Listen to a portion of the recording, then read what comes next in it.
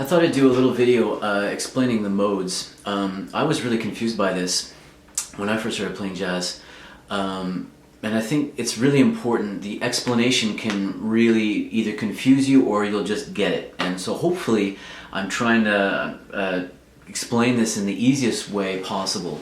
And also present you these short examples that I'm showing that how easy it can be. And don't get too bogged down in all the ins and outs. I suppose what's really important is to be able to understand how to analyze a chord progression and how to determine what key and what's the best scale to use. So most textbooks will say if you're starting on C, you're in C major. If you're on D, D Dorian, E Phrygian, F Lydian, G Mixolydian, A minor, B Locrian, and then you're back at C major again. So it's definitely important to understand how to analyze the modes. So our first example is D Dorian. So D minor 7 going to G7, which would be 2 going to 5 if you were in the key of C major. But we're not in C major. We're almost in D minor. Now, if you look at the D Dorian scale, D, E, F, G, A, B, C, D, you're actually playing what's very close to a D minor scale. D minor would only have a B flat in it, so that's very, very close. It's just that one note that's different. So you can often use on this jam as well too. I stuck to D Dorian, but you can also use D minor. So learn how to understand that. Now, if you look at these notes, like let's say you were presented with these chords and you're assuming it's D minor. Okay, go through the D minor scale. You'll notice that there's a B flat in there. Now, if you look through the notes here, I have D, F, A, C. These are the notes that's happening in the D minor 7 chord. Then I have G, B, D, F. So right away there's a B natural. So that should raise a red flag and say, well, okay, I'm not in D minor. These chords actually belong to the key of C major. So all of these examples that I'm using, I'm pretty much sticking to this position using the C major scale and emphasizing chord tones. Emphasizing chord tones is super, super important to make it sound I guess sort of modal. One of the points I want to make with this video as well too is you often see a lot of people learning different fingerings for each of the modes. I think this is a mistake. It's important to understand what scales to use, but definitely don't learn different fingerings. I don't really know if that's worth it for the different modes, because again, like I said, this is all C major. This is my point with all of these. I'm using C major here all the time, and people are like, well, which note do I start on? Well, when you're playing A minor pentatonic, are you always starting on A? No, you're not always starting on A. You're starting on D. Sometimes you're starting on C. You're starting on a note that's in the scale. And as an improviser, you basically just want to know what are the notes that I can play. You're not always starting on A when you're in A minor. Sometimes you're starting on some of the other notes.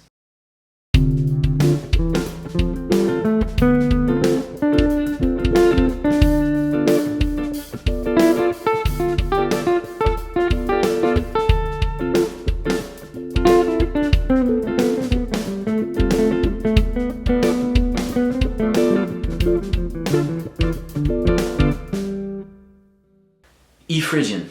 E Phrygian, here I'm going, this is the Spanish scale. This is often used in flamenco music, and if you want to sound Spanish, this is the scale for you. So here we're going E minor to F major. And you play those two chords, it sounds pretty flamenco. Again, using nothing but the C major scale, but emphasizing the chord tones that are in those chords. So E, G, B, going to F, A, C. Emphasizing those notes within the C major scale.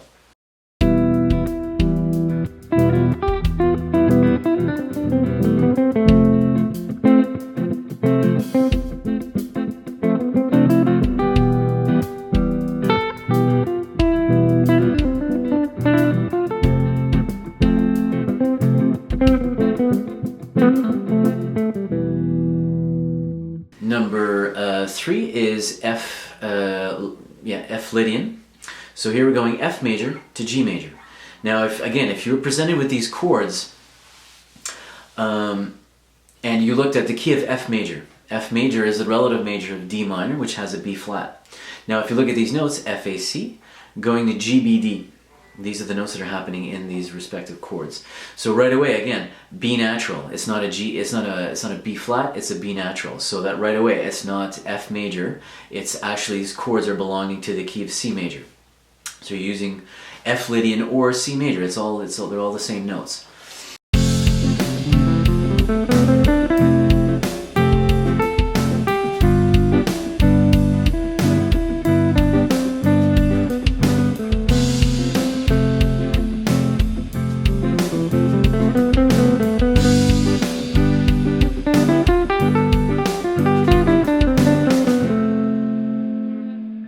Okay, G Mixolydian. So we have G major going to F major, which are the same chords as the last one, but they're reversed this time. This is really important because usually 99% of the time, your first chord of whatever tune you're improvising in is the key. Now let's say you would assume that this is the key of G major. You go through your G major scale and you find that there's an F sharp in there, so you can't be using F sharp over F major again. That's just really going to clash. So all of this stuff belongs to C major.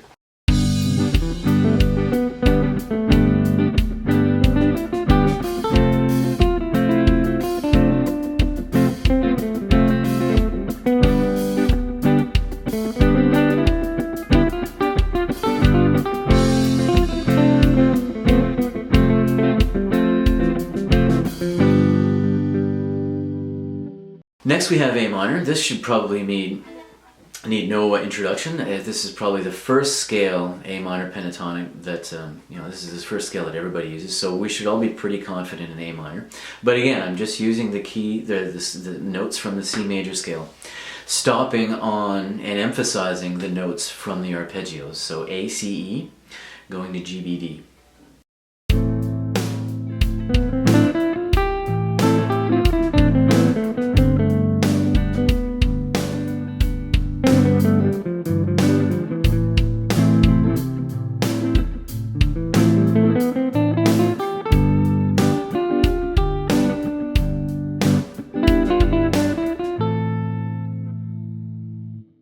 And lastly is B Locrian. This is a weird scale, a weird key, and I didn't really kind of get it for a long time because your one chord is actually a half diminished chord. It's a little strange. BDFA. It's the B minor 6. D minor 6, B minor 7, flat 5. This is your one chord, and if you just strum that chord for a while, it doesn't really seem like a home bass. It doesn't seem like it's a dissonant chord. It's not something you want to be stopping on. But this scale works really great in heavy metal because you often get 1 going to flat 2, B going to C. In heavy metal, you often get, because it's dissonant, it's a little jarring, and so it consequently works very nicely over heavy metal. And here is B Locrian.